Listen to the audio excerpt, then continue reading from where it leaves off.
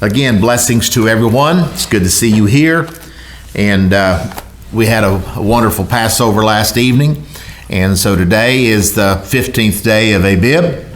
And so today will be the day that we will celebrate the first day of unleavened bread. It's the first day that he tells us is a holy day, right? And he tells us to come before him. And so we know they are his moeds, they're his appointments. So if God gives you an appointment, if a doctor gives you an appointment to show up at 2 and you show up at 4, you think you're going to see your doctor? No. He's going to say you missed your appointment.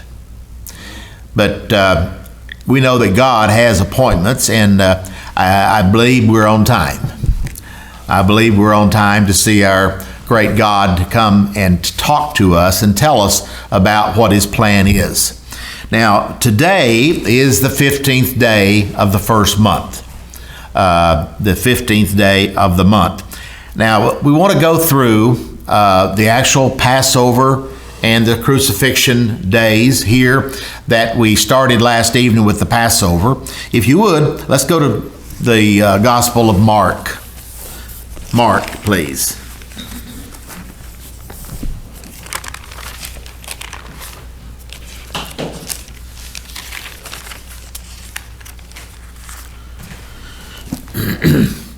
After the Passover meal, Yeshua, walked out into the garden, and there he had prayer. There he talked to his God and to our God. And we know that there was one waiting there to betray him. And Judas would come and betray him and say that he was the one. And therefore he would kiss him, and the Roman soldiers would take him. At that point in time, notice verse 64, Mark 14 and verse 64. You've heard the blasphemy, he says. What think you? And they all condemned him to be guilty and worthy of death. So at that point in time, Thursday evening in the garden, Jesus was condemned to death. They all said, you're guilty. And but we need to realize what's taking place here. So there's a start of some kind of time period. And so we need to go back to Matthew chapter 12. We're going to come right back, so just keep this as in your hand here. Go back to Matthew chapter 12. Matthew chapter 12, there's a verse that has been used and twisted to try to make people count 3 days and 3 nights in the time period from the crucifixion to the resurrection. And we'll see in Matthew chapter 12 and verse 40, that's not what that passage is about. If you would, look in verse 40. Of course, we're talking about the sign, and Jesus said, I'm only going to give you one sign. That's the sign of Jonah, verse 39 and verse 40. For as Jonah was 3 days and 3 nights, notice he specifically said 3 days and 3 nights. He didn't just say 3 days. He said 3 days and 3 nights in the fish's belly, so shall the Son of Man be 3 days and 3 nights in the heart of the earth. And so I know that many religions have taken this to mean that Jesus was going to be 3 days and 3 nights in the grave. They think heart of the earth means in the tomb or the grave. And we all assumed that. I did. Of course, my church was telling me that's what it meant. But that's not what it means at all. The word heart there is number 2588 in Strong's, and it means in the middle of something. He's in between something. And so Yeshua was saying that he would be in the middle of something, in between something, for 3 days and 3 nights. The word heart there in the Greek, as I said, is 2588. It means in the middle. Now, the heart is the center of your chest, right? It's the center of your body. It's in the middle of, and that's the way it's translated heart. It kind of lets us be easy to misunderstand what's actually being spoken. Okay, he said, I'm going to be in the middle of something, okay, when this, for 3 days and 3 nights. So we'll find out real quickly what it is. So Yeshua was walking this earth as a free man, and he was living on this earth as the Son of God and doing the work that God had given him to do. But then, let's go back. Something happened. We just read it in Mark chapter 14. Let's go back to Mark and let's see what happened. This is the initial starting point of the 3 days and 3 nights. It's when he was condemned. So no longer was he a free man. He's been charged. He's been pointed out. He's been betrayed. And now he said they've told him he was guilty of something. Now we'll follow through here what takes place, but let's understand, he said, I'm going to give you one sign. And the sign is I'm going to be in the middle of something for 3 days and 3 nights. And what he's saying is, I'm going to be between earth and heaven. I'm going to be in between where I've been serving you as my brothers and sisters in the Lord to where I'm sitting at the right hand of God as the Savior of the world, the Son of God. And so he's saying, I'm in between. I'm in the middle of something. So let's count the days and see if we can make it make sense. This was Thursday night. And he said 3 days and 3 nights. So this was Thursday night. This is night number 1. The second night will be Friday night. Saturday night would be the 3rd night. Now we know he was gone Sunday night, right? So he was gone by Sunday night. So we have 3 nights. We have Thursday, Friday, and Saturday. 3 nights. But he said there's going to be 3 days I'm going to be in this same situation. I'm going to be separated from where I've been to where I'm going. And we know the 3 days would be starting with the day Friday. Friday morning, he'd be brought to Pilate. Friday was the first morning, the first day of which he had lost his freedom. So Friday is the first day. Saturday, the Sabbath, was the 2nd day. And what was the 3rd day? Was Sunday. So Sunday, the day begins at dawn. So sometime after the dawn, Messiah was gone. They rolled back the stone, as we heard in our song today, and he was gone. And so we have 3 days and 3 nights in the heart of the earth. That's clearly what Matthew is saying. He's 3 days and 3 nights separated from where he was at with his disciples to where he's going to be with his Father, with Almighty God. Now, we sometimes want to take this passage and make it mean something else because it's the only sign that God or Jesus would give mankind. But if you would, let's look at a few passages. Now, Matthew, someone might be contradicted by another apostle. One preacher may say one thing, someone else may totally contradict him, and you may be able to say, well, maybe so. But do you think Matthew would contradict himself? No. I don't hardly think so. Why would Matthew say something and then tell you something so much different out of the next side of his mouth? In Matthew chapter 12, he makes this statement, 3 days and 3 nights. But he makes another statement, totally opposite, totally different, about 6 times in the rest of his gospel. Right? So let's go to Matthew chapter 16. Matthew chapter 16. If you would, let's look in verse 21.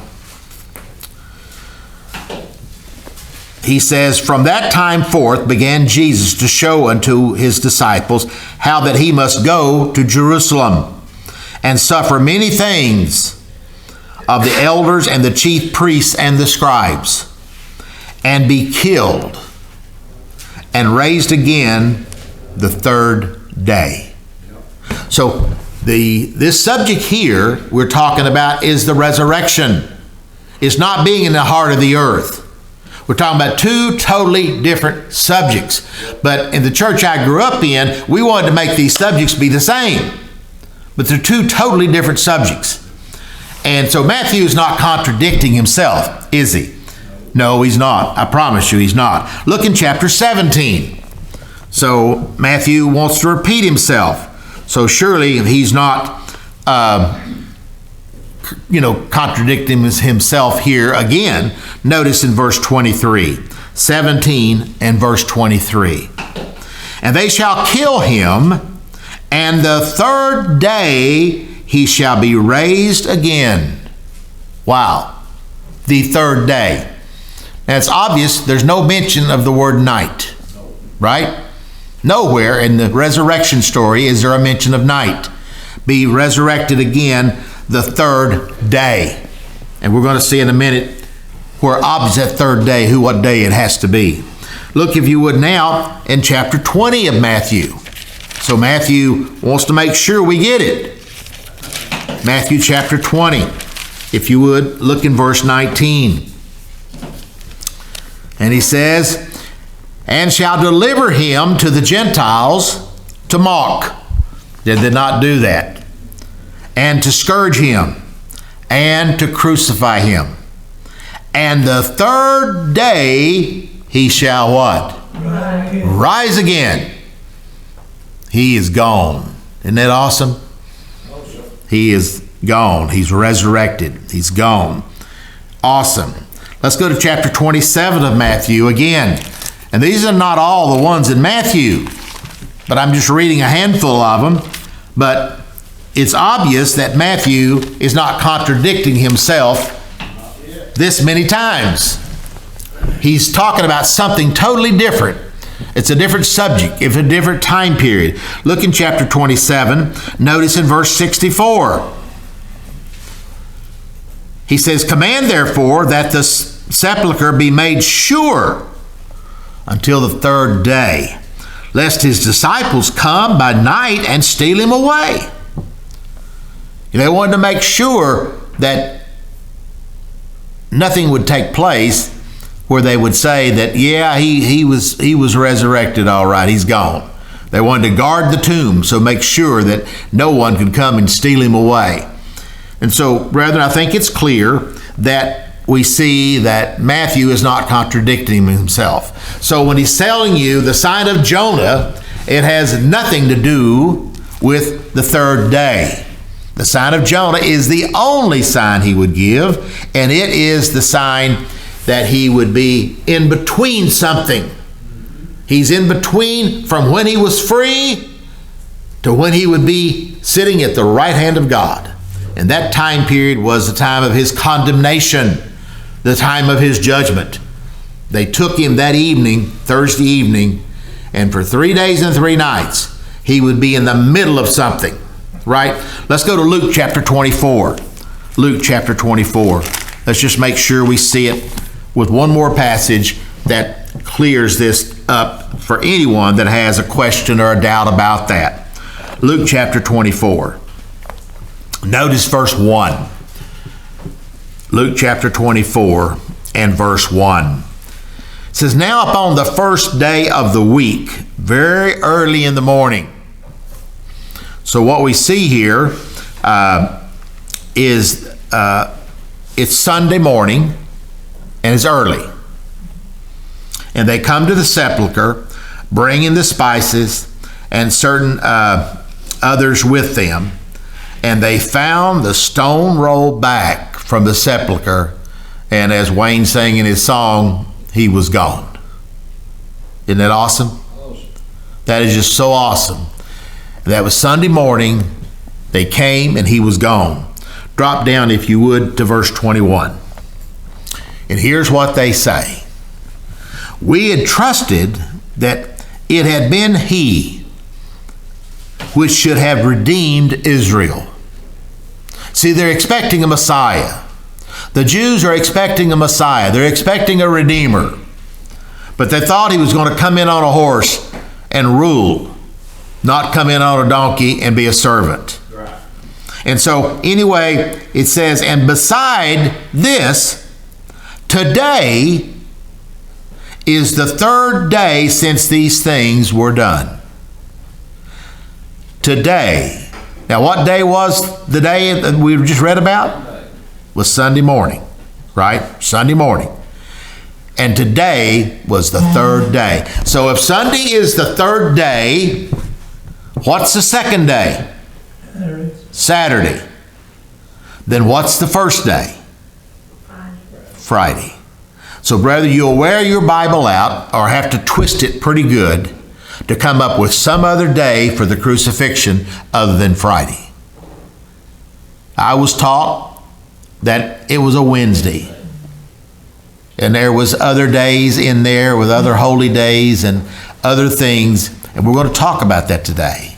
That's not what took place. That's not in this book.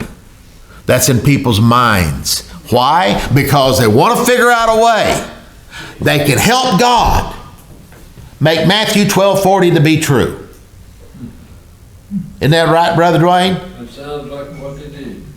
They want to twist that passage to make it seem like there's 3 days and 3 nights. So you come up with a Wednesday crucifixion and a Saturday resurrection.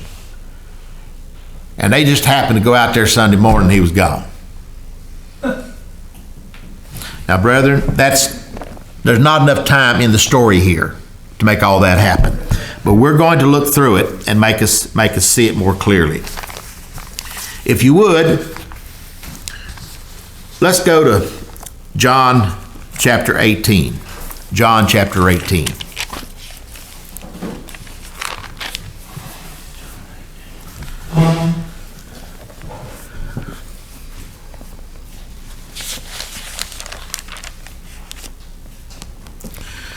Now, the Jews were condemning Jesus, and they wanted him out of there. They were causing problems, or he was causing a problem for their religion. And they wanted, though, to stay holy. They wanted to keep themselves clean. And this on Friday, today, it was, to the Jews, it was their preparation day. It was Friday. It was a preparation day of the Sabbath. And we know that evening would be Passover for them. Friday evening was their Passover. And they had to be clean, ceremonial clean, to be able to take Passover. Look, if you would, in verse 28. John chapter 18 and verse 28. They led Jesus from Caiaphas unto the hall of judgment, and it was early. And they themselves went not into the judgment hall. The Jews would not go into that judgment hall, lest they should be defiled, but that they might eat the Passover. Now, the Passover was that evening, Friday evening, for the Jews. And they did not want to go into the hall of judgment, or they would be ceremonial unclean. So let's make sure that we understand the timing here. Now, look over in chapter 19, and let's start in verse 14. Chapter 19 and verse 14. And it was the preparation of the Passover, and about the 6th hour, and he said unto the Jews, Behold your king. It's a preparation day, is what Friday is. Now, what or why was it a preparation day? A preparation of what? What? Food. So we know that in the Old Testament law, on the Sabbath day, you could not prepare food because it was an all-day thing. So even when God gave them the manna, he said, when you go out on Friday, pick up enough for Sabbath, right? You can't go out on the Sabbath and get it because it's not going to be there. So he did not want them preparing food on the Sabbath. So the Sabbath is a Shabbat. Is no work therein. And where the holy days are Sabbatons. And the Sabbaton, you can prepare food.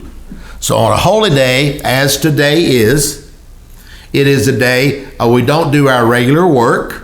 We quit our job today, right? Not permanently, but we didn't go to work today. And we're here, and it's okay to prepare food and put food together and spend some time getting food ready because it's not the regular Sabbath day.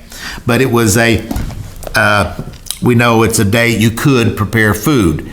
But the preparation day in this book is only one day. It's the 6th day of the week. You won't find a preparation day for anything else. There's not a preparation day for atonement. There's not a preparation day for Passover. There's not a preparation day for any other holy day in the Bible. The preparation day was always the 6th day of the week for the weekly Sabbath. And what were you preparing?